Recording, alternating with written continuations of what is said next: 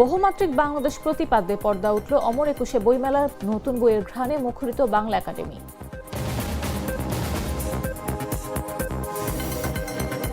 জুলাই গণভোটের ফল সংশোধন, ভোট কমেছে 11 লাখ, করণিক ভুল তো হতেই পারে বলেন ইসি সচিব আক্তার আহমেদ। রূপগঞ্জে চাঁদা না পেয়ে প্রবাসী নির্মাণাধীন ভবনের মালামাল লুট, সাবেক ছাত্রদল নেতার ভাই সহ কয়েকজনের বিরুদ্ধে অভিযোগ। আফগানিস্তান জুড়ে ভয়াবহ বোমা হামলা, ধৈর্যের সীমা শেষ বলছে পাকিস্তান।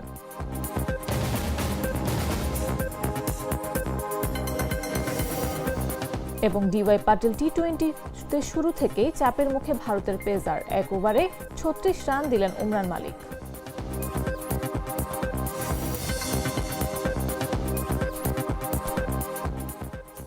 বেলা 11টা নিউজে সবাইকে আমন্ত্রণ।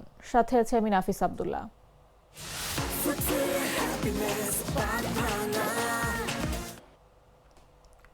বহুমাত্রিক বাংলাদেশ প্রতিপাদ্যকে সামনে রেখে শুরু হয়েছে অমর একুশে বইমেলা 2026। বৃহস্পতিবার দুপুরে মেলার উদ্বোধন করেন প্রধানমন্ত্রী তারেক রহমান। আগামী 15 মার্চ পর্যন্ত চলবে এই বই উৎসব। প্রথম দিনে পাঠক, লেখক, প্রকাশকদের উপস্থিতিতে প্রাঙ্গণে দেখা গেছে উৎসবের আমেজ, যদিও রমজানের কারণে ভিড় ছিল তুলনামূলক কম। বিস্তারিত সিফাত আল ফাহিমের রিপোর্টে। ক্যামেরায় ছিলেন শাহরিয়া রাকিব।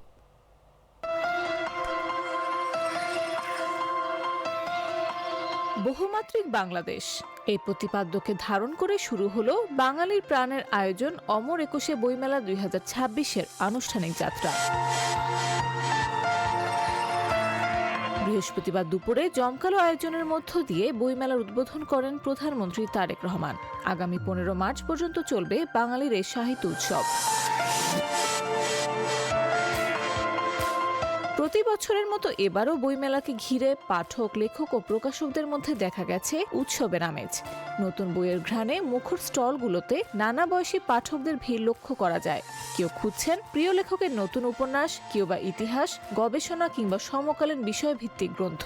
প্রকাশকরাও এনেছেন নতুনত্ব, বৈচিত্র্য ও নান্দনিকতায় ভরা প্রকাশনা। জি আলহামদুলিল্লাহ, অনেক ভালো লাগছে। একসাথে রমজান, একটা রহমতের মাস, আমাদের মুসলমানদের ধর্মীয় উৎসবই বলা চলে, এর সাথে বইমেলা, তো মিক্সড অনুভূতি হচ্ছে আলহামদুলিল্লাহ। আর এবারের বইমেলা আমার জন্য একটু বেশি স্পেশাল, কারণ হচ্ছে আমার প্রথম বই শিল্পতরু প্রকাশনীর থেকে প্রকাশিত হয়েছে, তো সেই জন্য আমি খুবই উদ্গ্রীব এবং উৎসাহী এবারে বইমেলা নিয়ে। এখনো আমাদের ওই রকম রেসপন্স পাচ্ছি না, তবে আমরা আশাবাদী যে আর কি সামনে হয়তো পাঠকরা, কালকে শুক্রবার দেখা যাবে পাঠকরা হয়তো আসবে ইনশাল্লাহ। আর এবারে যেহেতু রমজানে হচ্ছে, কেমন রেসপন্স আসলে এর আগে কখনো হয়নি রমজানে, তো আমরাও বলতে পারছি না কীরকম এক্সপেক্ট করা যায়, তো দেখা যাক, ইনশাল্লাহ আমরা আশাবাদী। মেলার প্রথম দিন হওয়ার পাশাপাশি পবিত্র মাহে রমজান ও পরিবর্তিত রাজনৈতিক পরিস্থিতির প্রভাব সব মিলিয়ে পাঠকদের উপস্থিতি কিছুটা কম বলে মনে করছেন অনেকেই। অবশ্যই এবছরের যে বইমেলাটা হওয়ার কথা ছিল আর অনেক আগে, সো আমরা অনেক এক্সাইটেড ছিলাম। সো দেন রাজনৈতিক বিভিন্ন মারপ্যাচের কারণেই সো বইমেলাটা এবার পিছিয়ে দেওয়া হয়েছে রমজানের ভিতর। সো সব মিলিয়ে এতদিনের একটা দীর্ঘ প্রতীক্ষা, অ্যান্ড আজকে প্রথম দিন। সো অনেক স্টলগুলো এখনও সাজানো হচ্ছে না, এখনও গুছানো হয় নাই। সো আশা করি আরও 2-1 দিনের ভিতরে আরও জমজমাটপূর্ণ। বাট আমি প্রথম দিন বইমেলাকে অনেক অনেক মিস করতেছিলাম এই বছরের বইমেলাটা, সো আমি প্রথম দিনেই চলে এসেছি। এটি হচ্ছে আমার প্রথম বই, এজন্য আমি খুবই এক্সাইটেড। এখন জানি না কপালে কি আছে, দেখি কি হয়, আল্লাহ ভরসা। আজকেই তো বইমেলা আসরটি শুরু হলো, জি। কেমন লাগছে, কেমন দেখলেন? হ্যাঁ, খুব ভালো লাগছে। রমজান, তারপরও মানুষ ভালো, অনেক মানুষ আছে এখানে দেখা যাচ্ছে, তো দেখা যাক কি হয়।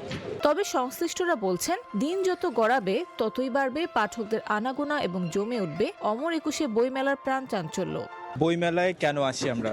সাধারণত বই তো সারা বছরই কেনা হয়, নীলক্ষেত থেকে আজি সুপার মার্কেটে পাওয়া যায়, পাঠক সমাবেশে পাওয়া যায়, সব জায়গাতেই পাওয়া যায়। তো বইমেলায় আসি সাধারণত একই ধরনের যারা মানুষ, মানে যারা পড়তে পছন্দ করে, তাদের সবার জন্য একটা উদযাপন, এই জন্য আসলে বইমেলায় আসা হয়। তো প্রতি বছরই এটার জন্য একটা প্রত্যাশা থাকে যে বইমেলা আসবে, একই ধরনের সব মানুষরা মেলায় ঘোরাঘুরি করবে, একটা উদযাপনের একটা বিষয় থাকে।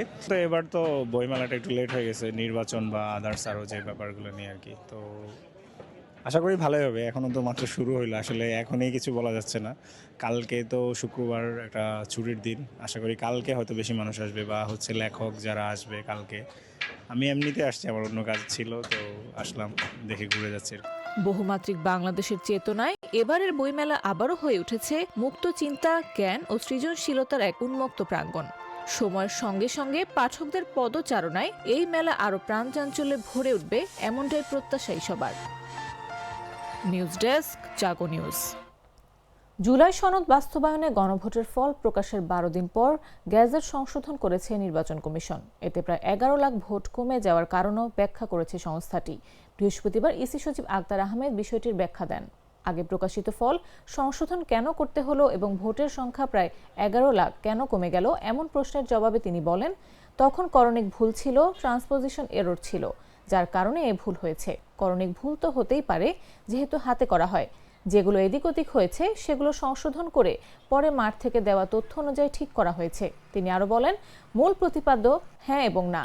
হ্যাঁ ভোটের সংখ্যা বেশি, এতে কোনো বিচ্যুতি হয়নি। সচিবের মতে মূল বিষয় হ্যাঁ এবং না ভোটের সংখ্যা। প্রথম গ্যাজেট অনুযায়ী হ্যাঁ ভোট ছিল 4,82,66,660 এবং না ভোট 2,20,71,726।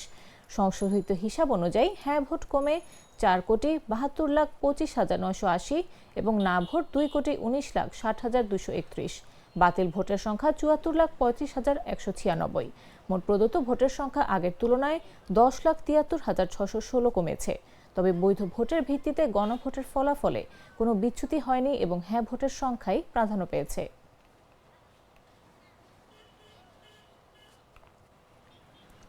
ফেনীর সোনাগাজীতে ঘুষ গ্রহণের অভিযোগে দুদকের হাতে আটক হয়েছেন পিআইও ও তার সহকারী।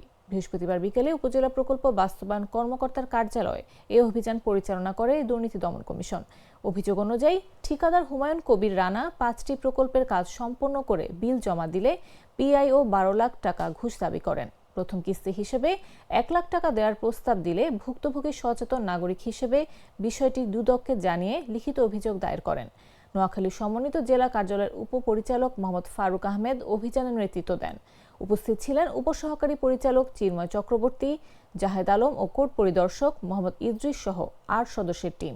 অভিযানের সময় 1 লাখ টাকার নতুন বান্ডেল উদ্ধার করা হয়। সোনাগাজী উপজেলা নির্বাহী কর্মকর্তা রিগান চাকমা জানান, ঘটনার সময় তিনি কার্যালয়ে উপস্থিত ছিলেন না।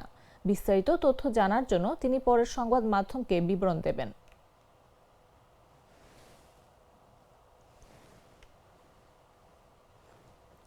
ফরিদপুরের বোয়ালমারীতে কম্প্রেসার মেশিনের বাতাস বায়ুপথে প্রবেশ করিয়ে কিশোর শ্রমিক সজীব শরীফকে হত্যা করার মূল অভিযুক্ত রিহাদ শেখ ওরফে হাকিমকে র্যাব গ্রেফতার করেছে। ঘটনায় র্যাব 10 সিপিসি 3 ফরিদপুর ক্যাম্পে বৃহস্পতিবার সংবাদ সম্মেলনে company commander squadron leader Tariqul Islam তথ্য জানান। নিহত সজীব শরীফ স্থানীয় একটি মিলের স্পিনিং বিভাগে হেল্পার হিসেবে কাজ করত। কাজ শেষে পাটের আঁশ পরিষ্কার করতে কম্প্রেসার মেশিনের হাওয়ার পাইপ ব্যবহার করার সময় রিহাত ও তার সহযোগী উচ্চ চাপের বাতাস তার বায়ুপথে প্রবেশ করায়। এতে তার অন্ত্র ছিদ্র হয়ে যায়। পরে ফরিদপুর মেডিকেল কলেজ এবং ঢাকায় উন্নত চিকিৎসা দেওয়ার পর বুধবার সকালে সে মারা যায়। র্যাব জানায়, ঘটনার 24 ঘন্টার মধ্যে মাগুরার শ্রীপুর থানা এলাকা থেকে অভিযুক্তকে গ্রেফতার করা হয়েছে। স্কোয়াড্রন লিডার তারিকুল ইসলাম বলেন, এ ধরনের নৃশংস অপরাধের বিরুদ্ধে তারা জিরো টলারেন্স নীতি অনুসরণ করেছেন। গ্রেফতার আসামিকে সংশ্লিষ্ট থানায় হস্তান্তরের প্রক্রিয়া চলছে। সম্প্রতি ফরিদপুর জেলার বোয়ালমারী থানাধীন সাতর ইউনিয়নের একটি জুট মিল কারখানায় একটি অত্যন্ত হৃদয় বিদারক ঘটনা ঘটেছে। উক্ত জুট মিলের একজন কিশোর শ্রমিক তার নাম হচ্ছে সজীব ওরফে শরীফ, ওনার বয়স হচ্ছে 12। তাকে তার আরেক সহকর্মী রিফাত শেখ ওরফে হাকিম তার একই সাথে কাজ করে। সে ওখানকার যে কম্প্রেসার মেশিন আছে জুট মিলে, সেই মেশিনের উচ্চ চাপের বাতাস দিয়ে তার ভিকটিমের পায়ুপথে বাতাস প্রবেশ করায় এবং তাকে হত্যা করে। উক্ত ঘটনাটি ইলেকট্রনিক প্রিন্ট মিডিয়া, তারপরে সামাজিক যোগাযোগ মাধ্যম সকল জায়গায় মাধ্যমে জিনিসটি ফরিদপুর সহ সারা বাংলাদেশের সকল জায়গায় ব্যাপক চাঞ্চল্যের সৃষ্টি করে। র্যাব 10 ঘটনাটি জানার পর থেকে আমরা একটি বিশেষ টিম গঠন করি। আমরা আমাদের গোয়েন্দাগিরি শুরু করি এবং পরবর্তীতে আমরা জানতে পারি যে গত 23 তারিখ গত 23 তারিখ রাতের ঘটনা হচ্ছে। ভিকটিমকে উদ্ধারের চাপে যে বাতাসটা প্রবেশ করানোর পর থেকেই ভিকটিমের পেটটা হঠাৎ করে ফুলে যায়। ফুলে যাওয়ার পরে ইনস্ট্যান্ট তার কিছু রক্তপাত হয় বলে আমরা জানতে পেরেছি। অসুস্থ হয়ে পড়ে, সাথে সাথেই তখন তাকে ফরিদপুর মেডিকেল কলেজে নিয়ে যাওয়া হয়। ফরিদপুর মেডিকেল কলেজ থেকে তাকে উন্নত চিকিৎসার জন্য তাকে ঢাকা মেডিকেল কলেজে রেফার করা হয় এবং পরবর্তীতে গতকাল সকালবেলা মৃত্যুবরণ করে।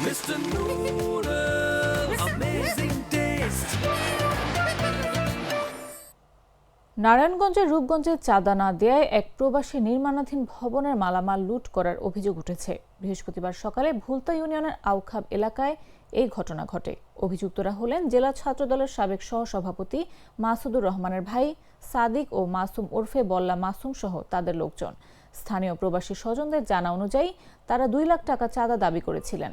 নির্বাচনের সময় চাঁদা নেওয়া হয়নি, তবে নির্বাচনের পর পুনরায় চাপ দেওয়া শুরু হয়। প্রবাসী স্ত্রী সাদিয়া আক্তার চাঁদা দিতে অস্বীকার করলে অভিযুক্তরা নির্মাণ কাজের জন্য আনা রড লুট করে নিয়ে যান এবং বাধা দেওয়ার চেষ্টা করলে হামলা চালান।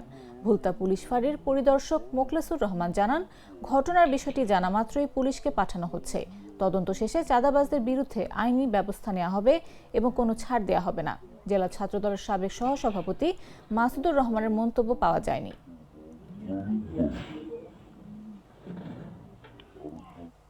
পুরান ঢাকার ঐতিহাসিক স্থাপনাগুলোর মধ্যে অন্যতম চকবাজার শাহী জামে মসজিদ, যা 4 শতকের ঐতিহ্য বহন করে আজও দাঁড়িয়ে আছে রাজধানীর প্রাণকেন্দ্রে।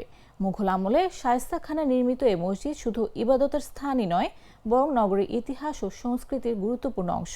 প্রতিদিন অসংখ্য মুসল্লির পদচারণায় মুখর থাকে মসজিদ প্রাঙ্গণ, আর মাহে রমজানে বাড়ে এর ধর্মীয় গুরুত্ব প্রাণচাঞ্চল্য। উন্মুক্ত ইফতার আয়োজন সহ নানা কার্যক্রমে এখানে গড়ে ওঠে ভ্রাতৃত্ব ও সম্প্রীতির অনন্য পরিবেশ। কালের পরিবর্তন হলেও ঐতিহ্য ও স্থাপত্য সৌন্দর্য ধরে রেখেই ধর্মীয় চেতনাকে লালন করে যাচ্ছে এই প্রাচীন মসজিদটি। বিস্তারিত আব্দুল্লাহ আল কাউসারের রিপোর্টে। 4 শতকের ইতিহাস বুকে নিয়ে পুরান ঢাকার প্রাণ কেন্দ্রে দাঁড়িয়ে আছে চকবাজার শাহী জামে মসজিদ। সময়ের সাক্ষী স্থাপনাটি শুধু মুসলমানদের ধর্মীয় উপাসনালয় নয়, বরং রাজধানীর ঐতিহ্য ও সংস্কৃতির এক উজ্জ্বল নিদর্শন। 1676 খ্রিস্টাব্দে মুঘল সুবেদার শায়েস্তা খান মসজিদটি নির্মাণ করেন। প্রবেশমুখে ফার্সি শিলালিপিতে খোদাই রয়েছে, সঠিকভাবে পরিচালিত আমির আল উমরা শায়েস্তা খান স্রষ্টার জন্য এই মসজিদটি নির্মাণ করেছেন। শুরুতে 3 গম্বুজ বিশিষ্ট এই মসজিদ পরবর্তীতে সংস্কার ও সম্প্রসারণ হলেও মূল কাঠামো অক্ষত রাখা হয়। নতুন অংশে যুক্ত হয়েছে আধুনিক টাইলস ও আলোকসজ্জা। প্রতিদিন অসংখ্য মুসল্লির পদচারণায় মুখর থাকে প্রাঙ্গণ। মাহে রমজানে ছাদ, বারান্দা, এমনকি সড়ক পর্যন্ত ছড়িয়ে পড়ে নামাজের কাতার। ইমাম ও খতিব মুফতি মিনহাজউদ্দিন জানান, বর্তমানে 35 জন কর্মী মসজিদের নামাজ, পরিচ্ছন্নতা ও নিরাপত্তা ব্যবস্থাপনা দেখভাল করছেন।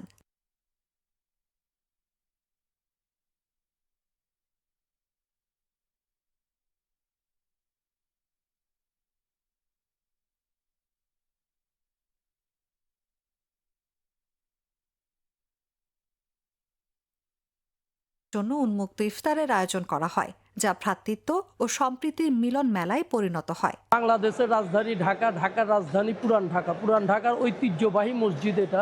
প্রায় 350-400 বছর আগের এই পুরনো মসজিদ। এই মসজিদের সাথে থাকতে পেরে আমি নিজেকে ধন্য মনে করছি। নামাজ পড়লে খুব ভালো লাগে। এটা আমাদের প্রাণের মসজিদ। মানে এই মসজিদে যদি একদিন নামাজ না পড়ি, মনটা অস্থির হয়ে যায়। আমার ইফতারের একটা আয়োজন করা হয়েছে আমাদের কমিটির পক্ষ থেকে। প্রতিদিন 1000-1200 লোক ইফতার করে। এটার সাথে সম্পৃক্ত থাকতে পেরে আমাদের সৌভাগ্য মনে করি। কালের বিবর্তনেও মাথা উঁচু করে দাঁড়িয়ে থাকা এই মসজিদ আজও ঢাকার ধর্মীয় ও সাংস্কৃতিক চেতনাকে বহন করছে গৌরবের সঙ্গে। নিউজ ডেস্ক, জাগো নিউজ। প্রাণ কফি ক্যান্টিন, কররা কফি, কঠিন স্বাদে। হাইকে বলো বাই। জানাবো আন্তর্জাতিক সংবাদ।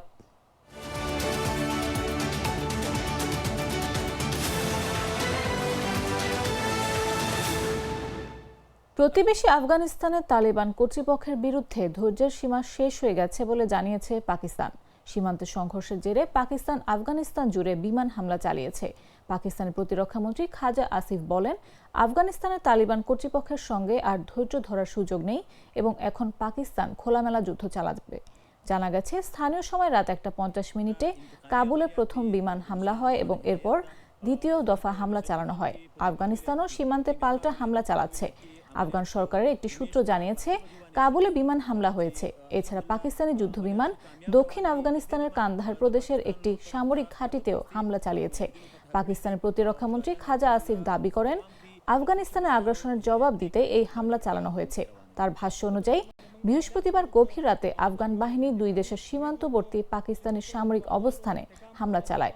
সাম্প্রতিক এই পাল্টাপাল্টি হামলার ঘটনায় দুই দেশের মধ্যে উত্তেজনা আরও তীব্র আকার ধারণ করেছে।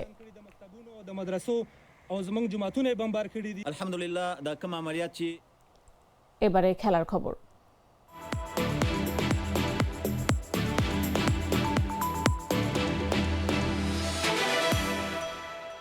ডিওয়াই পাটিল টি-20 কাপে কঠিন একদিন পার করলেন ভারতের গতিময় পেসার উমরান মালিক। এক ওভারে 36 রান হজম করে জাতীয় দলে ফেরার লড়াইয়ে আরও পিছিয়ে পড়লেন তিনি। একসময় আইপিএলে সানরাইজার্স হায়দরাবাদের হয়ে ঘন্টায় 150 কিলোমিটার গতির বোলিংয়ে আলোড়ন তুলেছিলেন জম্মু ও কাশ্মীরের এই পেসার। তাকে ভারতের পরবর্তী স্পিড সেন্সেশন হিসেবেও দেখা হচ্ছিল। তবে চোট ও ধারাবাহিকতার অভাবে ধীরে ধীরে জাতীয় দলের ভাবনা থেকে ছিটকে পড়েন উমরান। ডিওয়াই পাটিল টি-20 কাপে টাটা স্পোর্টস ক্লাবের হয়ে মুম্বাই কাস্টমসের বিপক্ষে খেলতে নেমে শুরু থেকেই চাপে পড়েন তিনি। প্রথম ওভারেই দেন 23 রান। পরের স্পেলে পরিস্থিতি আরও খারাপ হয়। ওভারটি শুরু হয় একটি সিঙ্গেল দিয়ে। এরপর একটি বাউন্ডারিতে গতি পায় প্রতিপক্ষ। একটি নো বল থেকে ছক্কা হাঁকান ব্যাটার। মাঝখানে একটি ডট বল করলেও নিয়ন্ত্রণে ফিরতে পারেনি উমরান। লুজ ডেলিভারিতে বারবার বাউন্ডারি ও ছক্কা হাঁকান ব্যাটাররা। ওভারটিতে ছিল ওয়াইড ও আরেকটি নো বল, যার একটি ফ্রি হিটও বাউন্ডারিতে পরিণত হয়। শেষ বলটি ছক্কা হাঁকিয়ে 36 রানের ওভার পূর্ণ করেন ব্যাটাররা।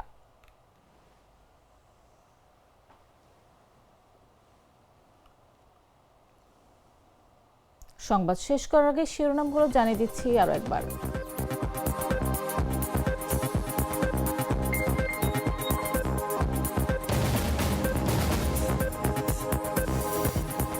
বহুমাত্রিক বাংলাদেশ প্রতিপাদ্যে পর্দা উঠল অমর একুশে বইমেলার। নতুন বইয়ের ঘ্রাণে মুখরিত বাংলা একাডেমি।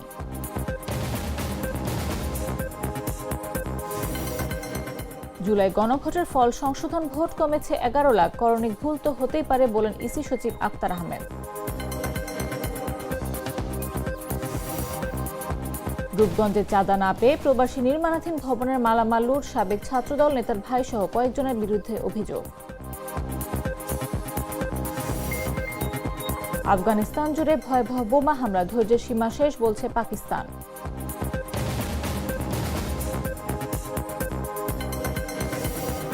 এবং ডিওয়াই পাটিল টি-20তে শুরু থেকে চাপের মুখে ভারতের পেসার। এক ওভারে 36 রান দিলেন উমরান মালিক।